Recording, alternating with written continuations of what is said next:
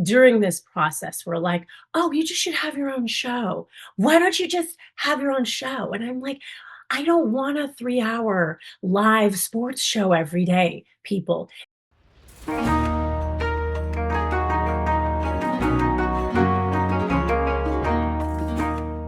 Welcome to the Pixel Retentive Podcast, where we unpack the messy, beautiful intersection of creativity and business with the artists, marketers, and founders shaping our culture.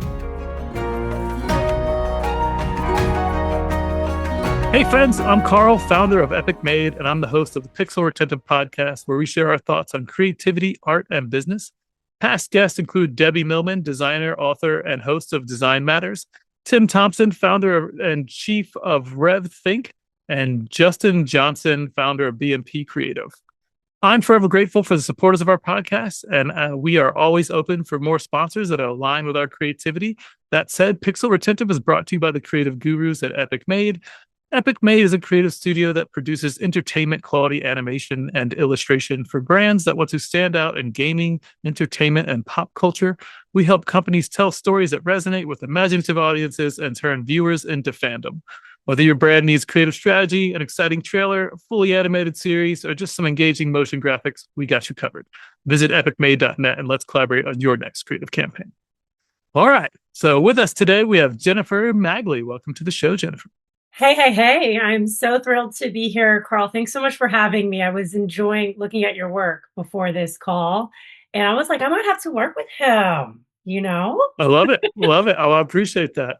Yeah. And I have to say, you do have the most awesome jacket anyone has worn on the podcast in the past 120 plus episodes. Yes, I love to. This is a little bit of a villain mode here, but you know, you can't see it's a whole like double-breasted situation. So I'm very much dressing for the job I want of, one day WWE talent manager. So there we go.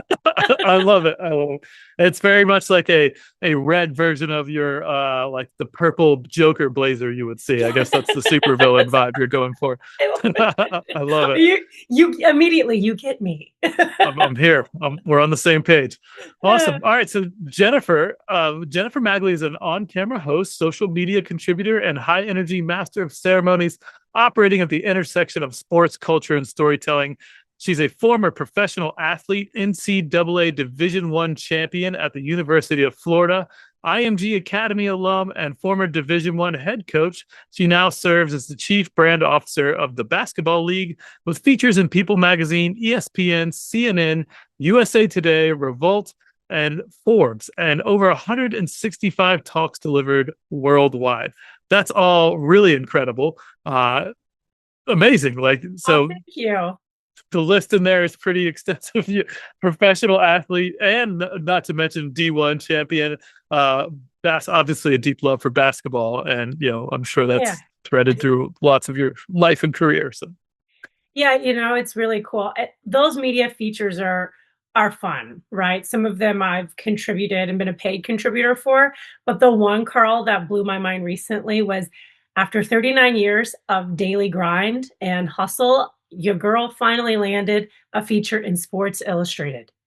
What? Yes, I was like, who would have ever thought that Sports Illustrated would make me cry? Now, given, full transparency, it's online only, but I'll tell you what, it's still Sports Illustrated.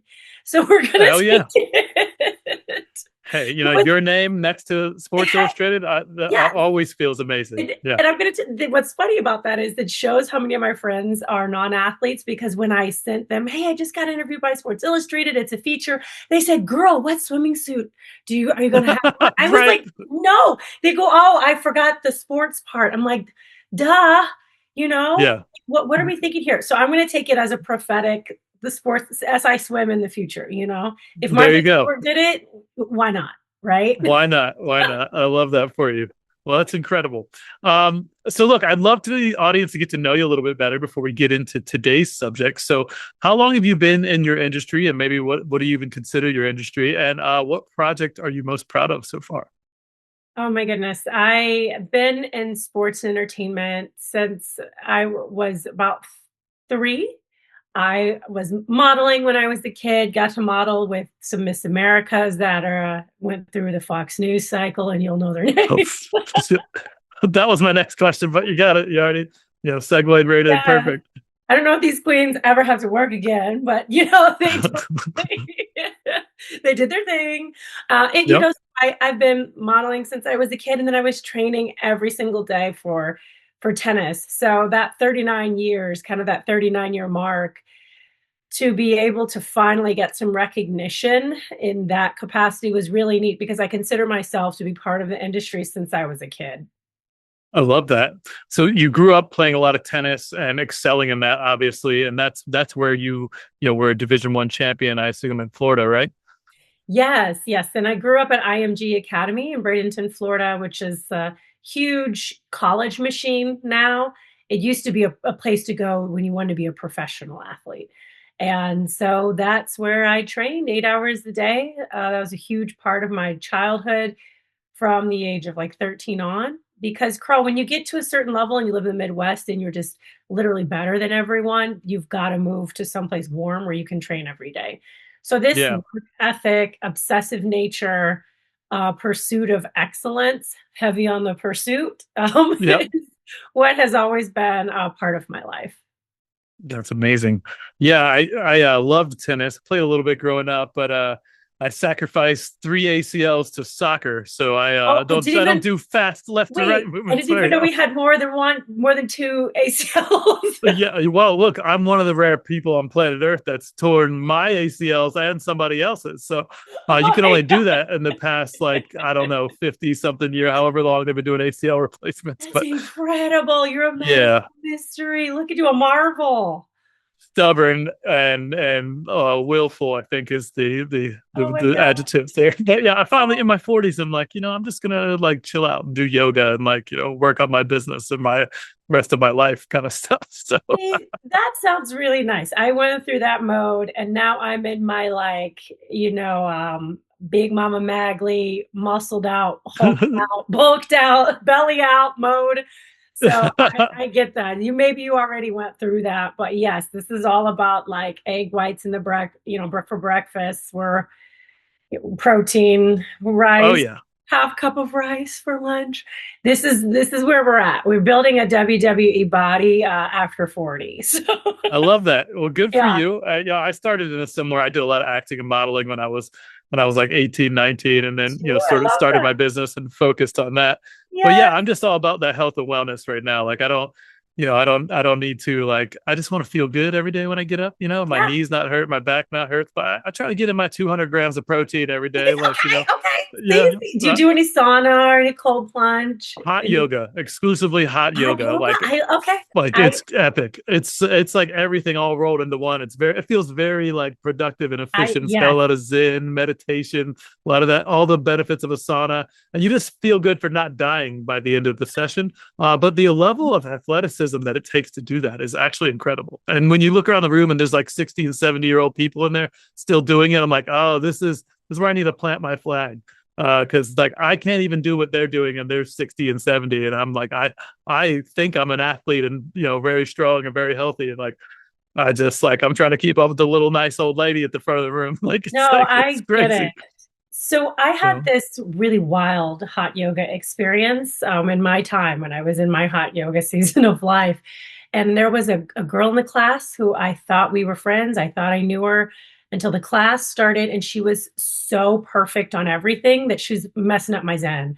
Carl was like insane. So after class, after she had done all I asked her, what's up with all the handstands and the headstands? How did you get so perfect? And she looked at me dead in the face and she said, thank you. That means so much to me. And I'm like, oh, you're so perfect. And she said, it means so much to me because I have a fake leg. And oh wow. what? She's like, yes, I have a prosthetic in my leg. And when I was a child, I had cancer and I was in the hospital and I didn't get to go to school. And they said I'd never walk again. So I decided to learn how to walk with my hands. And that's how I got so good at headstands. And that's how I got so good at handstands. And I just realized in that moment, like, we never know what someone has been through when we see excellence. We're just Yeah. looking at the outcome, not knowing the process. And I would never be willing to go through what she went through just to be so good at yoga, right? So Right. Yeah. No, it just blew my mind, and brings me to tears when I think about it too long. I thought we were friends. I thought we knew each other. yeah. And look, you did. It's just, it goes to show there's always depth and more things to know. And you never know what someone's journey is. Right. Yeah. And like, that's probably just like the one space where you say, actually, this thing, like, oh my God, like that sounds incredible. Actually, it's a great story. Um, It taught me so much. For sure. So look, I first came across your content through the mastermind with Duncan, and shout out to Duncan. He's doing some amazing stuff over there. Duncan Alney with past guests on the podcast, by the way, Fire Belly Media, do some crazy, amazing social media type of work in the food and beverage space. So they're really awesome people over there. But yeah, so Duncan had you come out and speak to us. I just loved what you were doing with this whole like ambush marketing thing. And like, you're talking about like transforming into this WWE, body in your 40s. And like, I'd love to just talk about how you've approached all this. I know you had this Yeah. crazy like epiphany in the gym one day and decided to go like this bro marketing route. So like, just let it rip. People are gonna love this shit. Oh my gosh. So it was, oh God, pretty wild. And I will say, to kind of summarize what happened, I was in the gym after the last election, and this is not a political statement. I'm just a person that believes there's always something that you can learn from anything. And I realized in that moment that you could ride your personal brand to the White House twice. Yeah. So I'm like, what are those factors? And it ended up being four things. I identified four things. That was WWE, ESPN name recognition, and reality TV. And so those were the four vertical lanes. And some would say real estate, but to me, that falls under name recognition, because when you put your name on everything, then people know who you are. This is a brand that we were interfacing with for decades and talking Yeah. about regularly, that it just seemed to kind of creep up on some people, but it was there all along. So here I am in the gym, and there was, I'm in my body transformation, as we mentioned. And on the television, there is this show. And I didn't know what to think at first. It was because, it was on closed caption. So you're just seeing it raw. You're just reading it, really. And I thought, I don't know about this show. But then I started to kind of lean in, found it to be funny, and then decided, what is it that I'm not crazy about this? And I realized it was me. It was me as a white guy. It was me if I was empowered. It was me if I was, my dad's favorite son. I got a white dad, right? And so Yeah. I thought, God, that guy's a bro. I'm a bro. And they actually film in my hometown. And wouldn't you know it, they have the four things in common that with writing your personal brand in the White House. WWE adjacent, name recognition. The show's named after the host and founder. Reality TV type. They dress up with skits. And then, and so, yeah, I just went ahead and said, I'll be damned if, if a Black woman gets on that show, why not me? Because I had noticed, and I don't know for a fact if there's ever been a Black woman on the show, but wouldn't it be great if the gag was, I could outbro the bro, and everyone can see that I'm actually a bro, except for the bros I'm trying to persuade to let me on.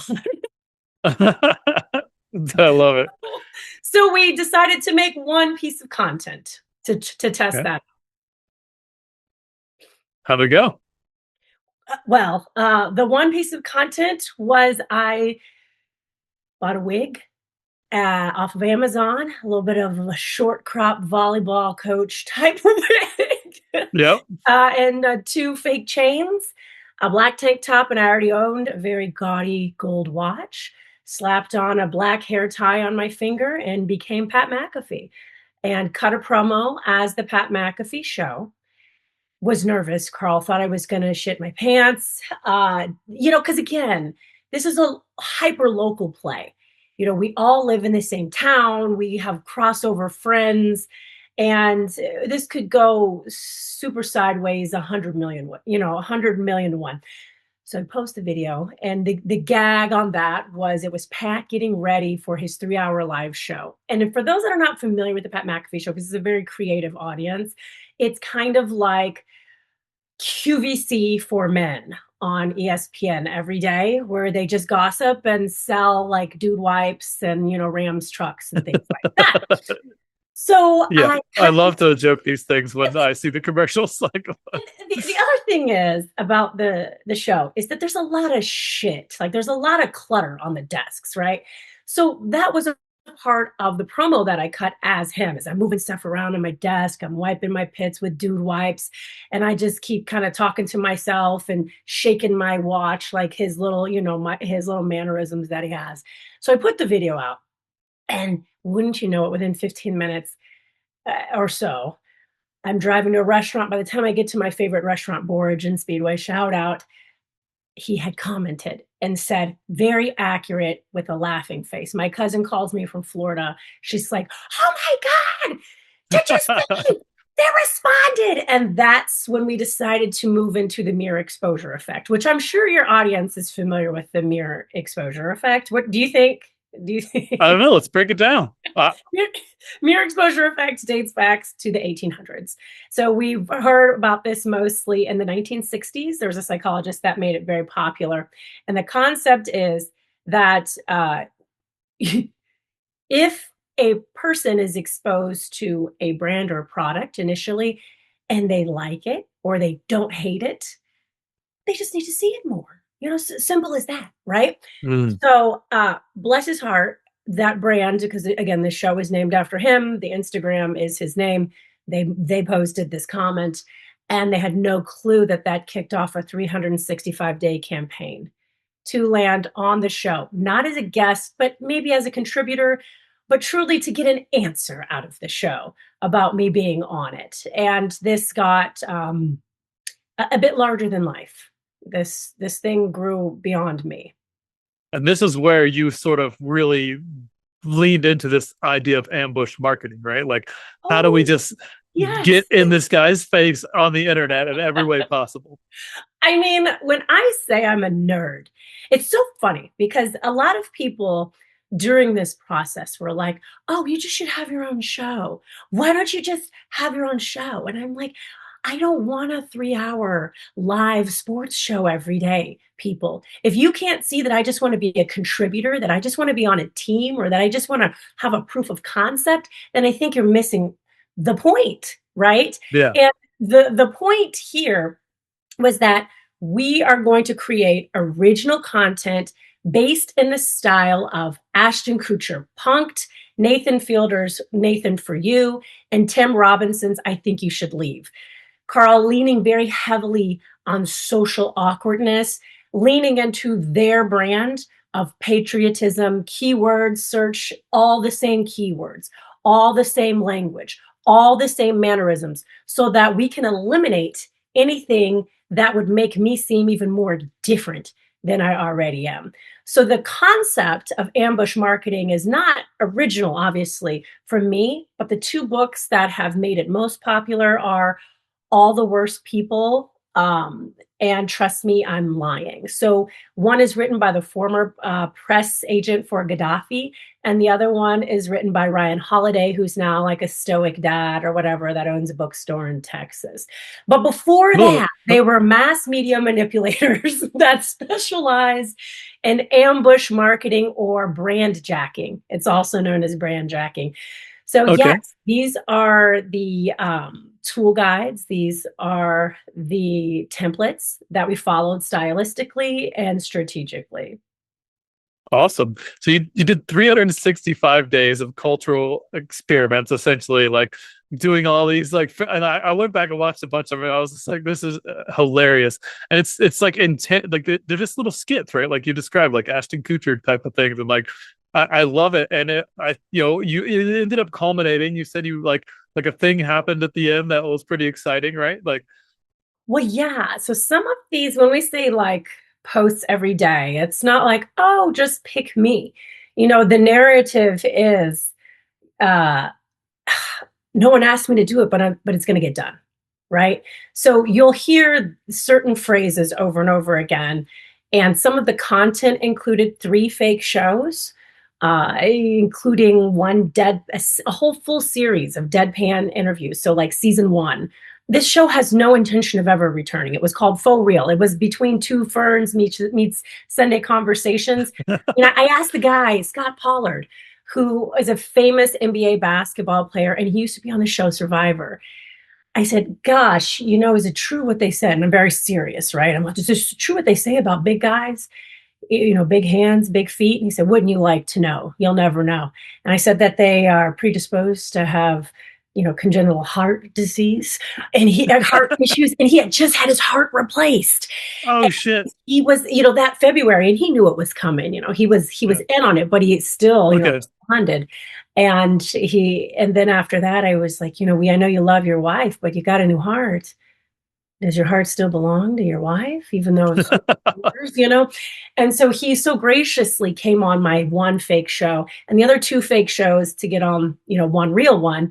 I included a fake news segment where I highly filtered my face. I looked like I had a lot of work done, like maybe good work, but a lot of work done. And I reported the news every week on myself. I was only reporting news on myself, so I was all the characters in the news report. And then the last segment was really how I would fit into the show. And the way that I would fit into the show was called Stooge on the Street, where I went and did street interviews. And I would get reactions about sporting things, but the pilots, and we did like 13 of them, all were asking people why they thought I should be on the show.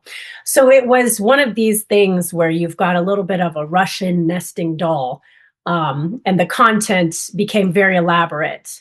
I mean, mobile billboards, campaign yard signs around the city, fake news, fake editing onto the show. Basically, we just wanted to see also, these guys throw a lot of jokes out there. Could they take one? Yeah, and amazing. So many deep levels of creativity and strategy. And clearly, like you said, the first time you did it, you were nervous, whatever. And after that, you were just having fun. Like, I mean, at some part of this is just, you can just see like the level of fun. And this is all still on your Instagram, I assume, right? Yeah, it all lives on my Instagram. And wouldn't you know it, Carl, it's actually being turned into a documentary. Amazing. Yeah, for the film festival circuit. So we are in production for that, because it really is a story of someone who was so insignificant. There's more middle-aged Midwestern moms that have dreams living in the middle of nowhere than there are superstars. So what would happen if you lean into that uncomfortable thing of like, I don't know if I like this. Why don't I like this? But you really ride that out for a full year until you actually love the show.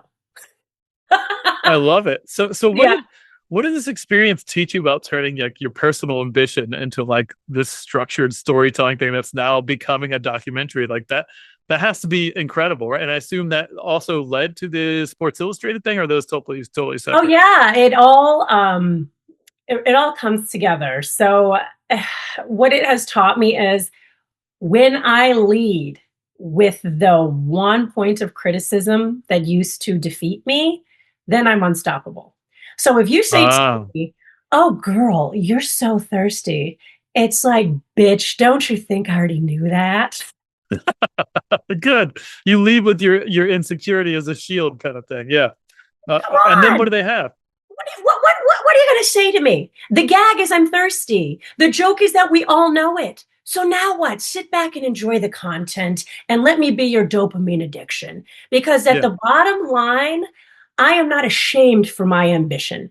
Everyone wants to be on a bigger stage. Everyone wants to get into or hack someone else's audience. That's why they're a podcast that is put on ESPN. They're paid to do it, but that's why they said yes to $84 million, is because they want those eyeballs. So why can't I say I want those eyeballs too? I want to be a part of the team. Let me in, boys, right? So I think that is what I've learned, is that you can't say shit to me when I lead with the number one criticism that you're going to throw my way. What's next? You can't say I'm not original.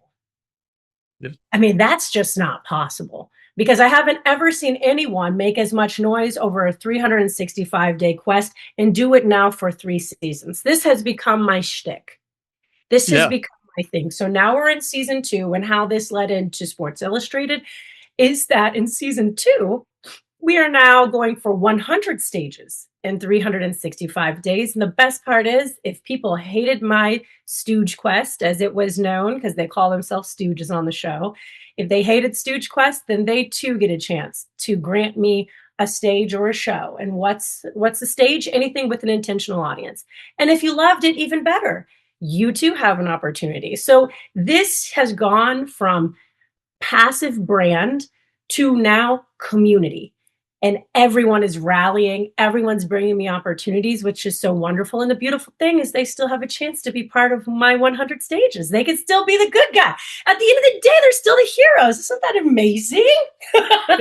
It's really quite clever. And I think the way that you just went about this, it's just so fun and creative. And now you just continued to evolve it into stuff. Like, you didn't know where this was going to start. Like, you literally just like did this thing. I was like, that was fun. All right, well, let's go real hard at them. And then it became, you said like at one point you went out to like a sporting event or something where the Pat McAfee Show was, and they were chanting your name, or like, oh yes, Osprey. They're a group of women in entertainment and sports, and they were out at the Super Bowl. And listen, it's not easy to be this guy, right? But I think it's even harder to be who he is in Indiana, and then also around women in sports now, because everyone that I know is constantly, they won't let it go, right? So this group of women, they're at the Super Bowl in San Francisco, and they're chanting,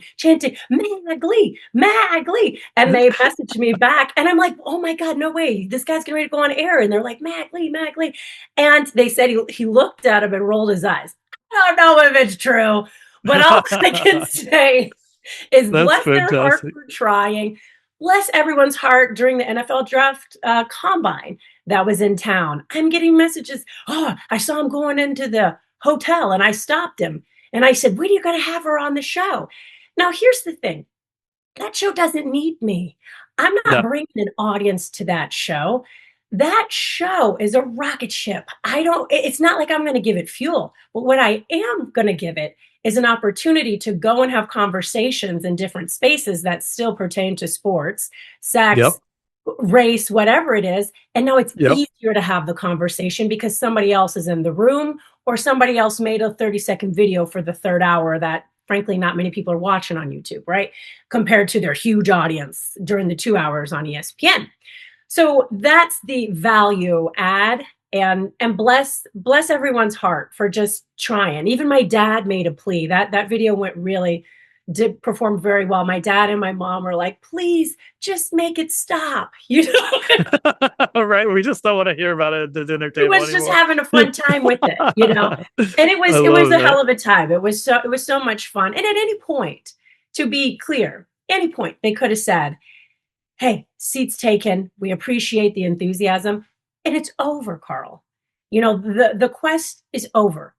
Single answer, yes or no, would have been right. Yeah, didn't get anything. So that's why you see this Sports Illustrated article. The writer said he ducked me for a year. I was dead. I was like, I don't know if that's true. The guy's got a million things going on, but an answer is also available to them. At any point, they're welcome to give an answer. I love how like the pressure is continuing to apply as the years go on here. Like now it's in a Sports Illustrated article. Like they're still waiting on an answer. Over at the Jennifer Magley. It's like, that's killer. We compete with this short form film, around the world. I think it'd be even more of a topical conversation. And their brand is Boys Club, and that's cool. Yeah. But I too was raised on that bro world. Like, we are the same. I just look different. And that's that's the angle though, right? Like at some point it's going to make sense where it's like, you know what, we should have her on and do a thing or whatever that looks like. And that could go crazy success. Yeah, but like you said, there's an angle there of like just different voices and different experiences and different perspective, but still aligns with the rest of the show. Like, so I do think that there's value to that, and we'll see what happens. I just love the idea that it's like we're not taking no answer for an answer, right? We're gonna like at least give us the decency of an answer over here. Like, it's Yeah, incredible. and there's nothing to lose on their end. I mean, they can never No, answer, which is fine, or they could answer, they could yes, no, but I'm hoping that maybe they've seen it. I'm sure they have. I'm sure they're slightly annoyed, which is great. So, but this is a very interesting strategy, right? Like I'd never really heard of someone doing it to this level. Mhm. I've heard of other, brand hijacking and that sort of stuff, and this sort of like guerrilla ambush marketing. But this is really just like it's become so much of a game almost. It's like it's a competition that you're trying to win, right? And that competitive nature that you clearly have has been the force behind that. I feel like so. Yeah, the word for me is kayfabe.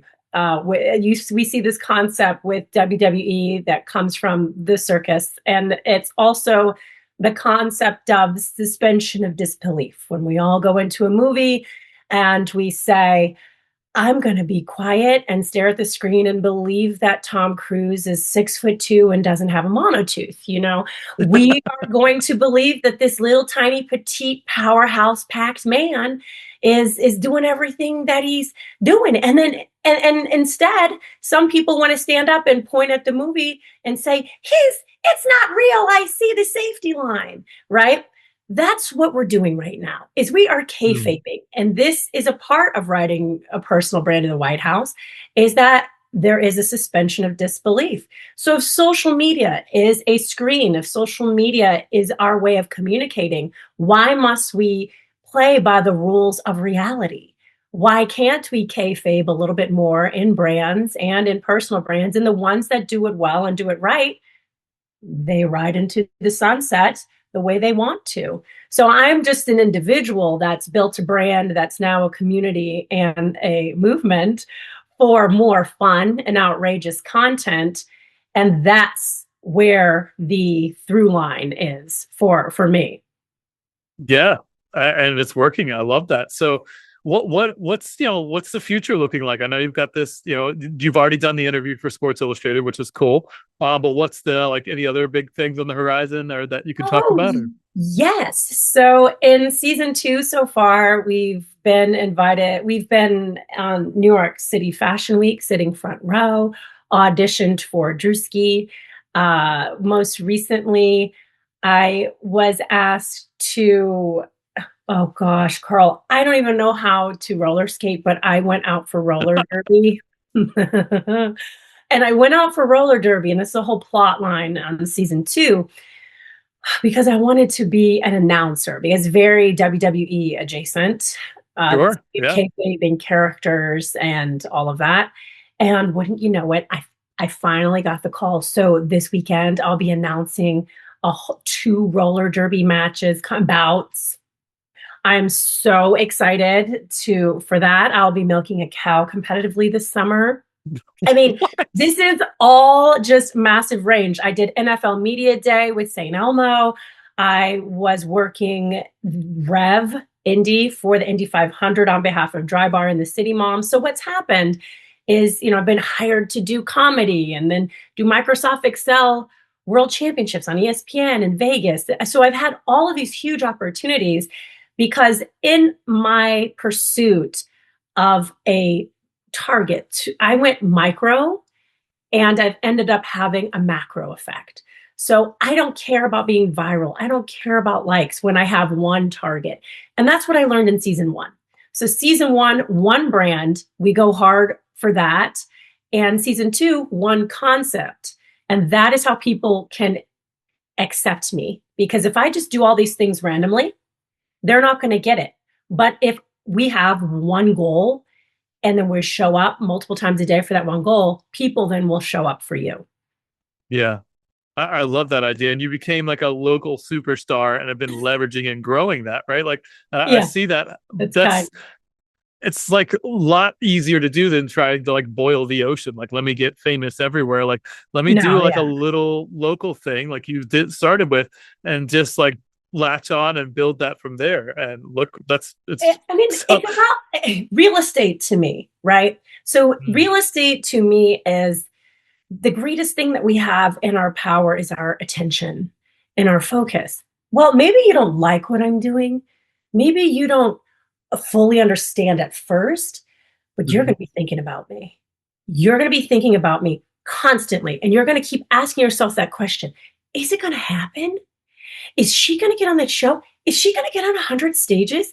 Is she really doing a documentary? Is she? Is she? Is she? Is she?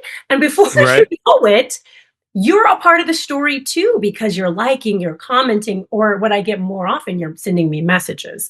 And so, because of this content of a cliffhanger and knowing that this BS is going to end in 365 days, regardless, that is what's locking you in. And I think that's also what we're seeing in the vertical storytelling space on TikTok. Like, there have been a couple series now that are maybe 1 hour long, but they were kind of released and dosed out. Is that Yeah. people want to know what's the answer to this question? Because I, Carl, do not even know the answer to this question. And everyone is on this adventure together.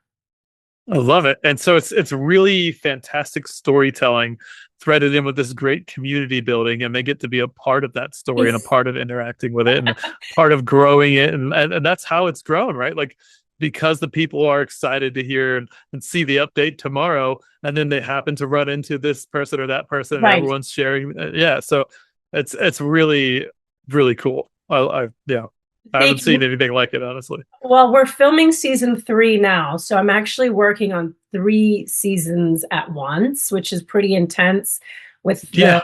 the documentary in production, season 3 in production, and then actively pursuing the 100 stages at the same time. But I will say that season 3 has a turn that no one is expecting. But hopefully, in the next 2 years, that this long burn, this long churn of trying and working and grinding to establish your brand in the eyes of others, this vision that has come about from falling in love with 365 days storytelling will produce a show on HBO where I then help people go for their personal dream using my ambush tactics. So once I'm known as the quest queen or the master of quests or whatever have you, about 3, 4 years in, the demand will be there. And people are like, oh my God, this show, it's part reality, it's part scripted. Is this real? I can't believe they're doing these things to try to help these people achieve their dreams. And I think we need that. I think that's what Yeah. everybody wants to see is some feel good crazy right now. Yeah, feel good crazy would be a nice change of pace for sure. A little positive zaniness, you know. So that's Yes. the end goal. You try to put together like a some sort of show for HBO. That could be Yes, I cool. want it funded by A24 because they've got deep private equity pockets.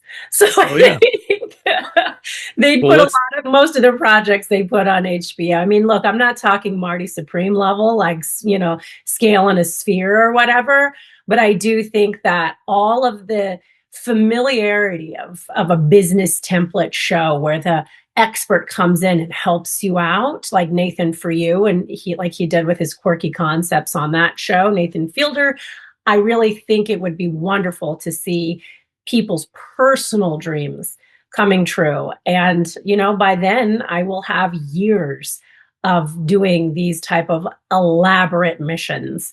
Yeah, So I will be the voice of that positive zaniness. I love that vibe. It's like a more hands-on approach for like, Gary Vee's always trying to build people up with the vibes, and the empathy and all the things. But it's like, no, here's a implementation strategy for actually like really doing this. So And I think, like, the thing about Gary, and again, he's a master, he's got millions of followers and millions of dollars. Gary is really about edification, right? He wants to impart into you his knowledge. He wants to tell you all the things, and that's great. I am here to entertain you.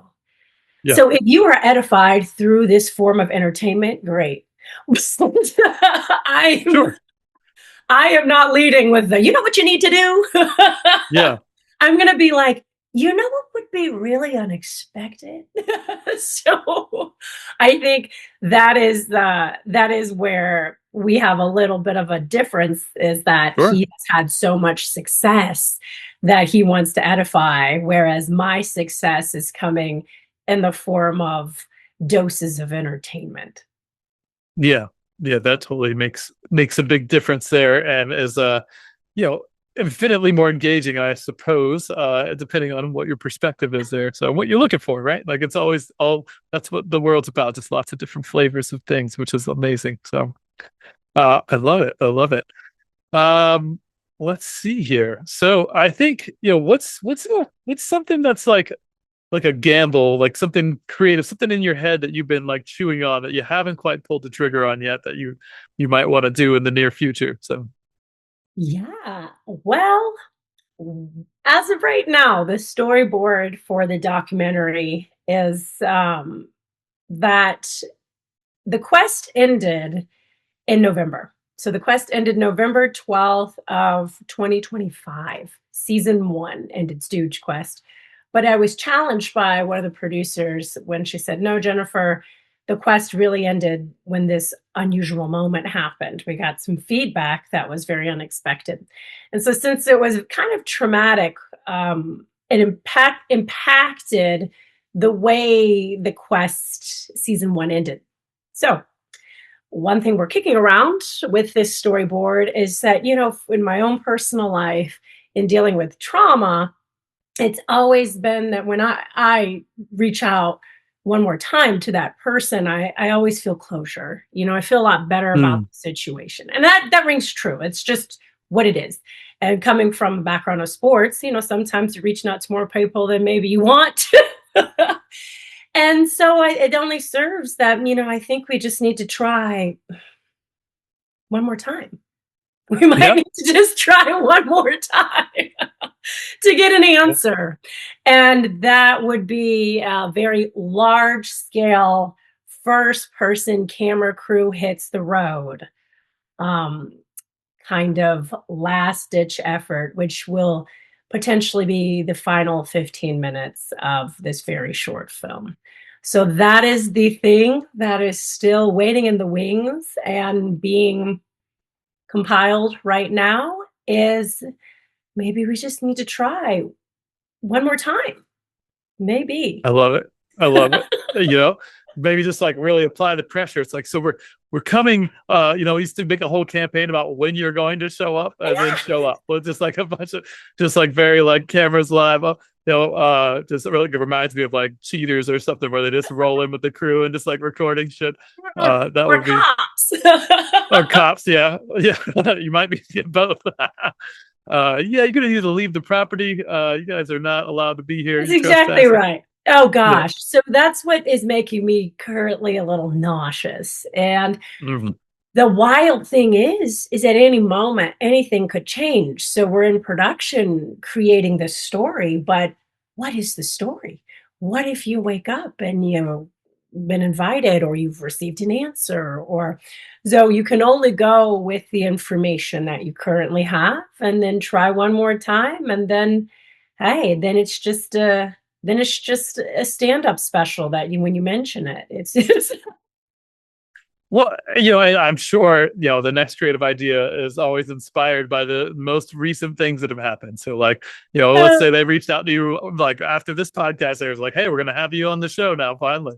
Shut the hell up. Leave us alone. We're going to have you on for 20 seconds. And then you go, oh my God, proof of concept. There it is. It actually worked. And so, but the true dream with all this, Carl, would be that they would want to produce a documentary. That would be cool. How incredible to be able to say, you had a fan of the show that took it to a scientific level, knew exactly what they wanted, and oh my God, it actually happened. But who knows if the tee ta ha ha is really, that juicy to them. I don't know. Only time will tell. So, you're doing all the right things in the right direction to, get lucky one day. We'll see. That's was it laboring under correct knowledge is luck, or like there's some people Yes. say some things in that nature, but. Well, Jennifer, this show went extremely fast. I really appreciate your time. We are coming up on time here. So before we wrap, I do have one last question for you. Is there anyone or anything in your career you'd like to shout out to the audience? Maybe a mentor, a valuable resource, or a favorite client? Oh my gosh. Yes. I want to shout out Robert Paget. He is my very hot, very young husband. And I think wonderful. I want to shout him out because not only is he sexy and smart and good looking, but he really is my co-creator in this. When we first met, I asked him, have you ever seen this movie Step Brothers? And that's when it was like, na, na, na, na, na, na, na. Because again, a lot of people look at me and aren't expecting that type of, bullshit, right? So sure. I would say that everything that people see has been okayed and stamped with a hell yes from my husband. And amazing. For folks to know that he is my creative partner and he is my partner in life, I think it's mind-boggling for a lot of them because his account is on private on Instagram. Yeah. He has a full-time job. He has nothing to do, with this. Sure. But I want to shout him out and I want to give him his flowers and I want to give him his due because I just appreciate, somebody has got to cheer you on and support you and say, yeah, not far enough. Keep going. I love that. I can't tell you how many times in the podcast people do shout out their significant other, their husband, their partner, their whatever this current scenario is. But it's really hard to do anything incredible without incredible support and someone that's got your back that picks you up along the way and tells you when you can do better and when you can do more and what you're capable of and believes in you when you forget when it's hard for you to put yourself together. So that's a beautiful thing. So shout out to Robert on that. That's amazing. Yes. And definitely want to give a big thank you to Duncan Alney of Fire Belly Marketing, who we mentioned a little bit earlier. Duncan connected us. So shout out to Duncan. He's amazing, a mutual friend of ours. And so we've been talking with Jennifer Magley. You can check out her on her website, Magley Mass Media. That's MagleyMassmedia.com. But if listeners want to follow up with you directly, is there a better place to go? Yes. Before the last few years of Quest, I was very much a LinkedIn creature. So feel free to send me a message on LinkedIn. And if you enjoy a little spice, give me a follow on Instagram. That's where the quests, all of the current daily or sometimes minute to minute updates are happening. It's right there on Instagram. I love it. You guys won't be disappointed if you check out the Instagram. It is hilarious. And there's lots of just entertainment there for sure. So, all right, Jennifer. Well, thank you so much for being on the show. And it was great having you and love to, continue the conversations and appreciate everyone dialing in and checking out the show. I don't know what they're dialing into. There's no dialing anymore, but we're not on the 56K anymore. But anyways, that's what happens when you get middle-aged. Anyhow, good seeing everyone. Take it easy. See you next time. We really hope you enjoyed the show. Please like and subscribe to join us on our next journey through the world of art and business on the Pixel Retentive Podcast.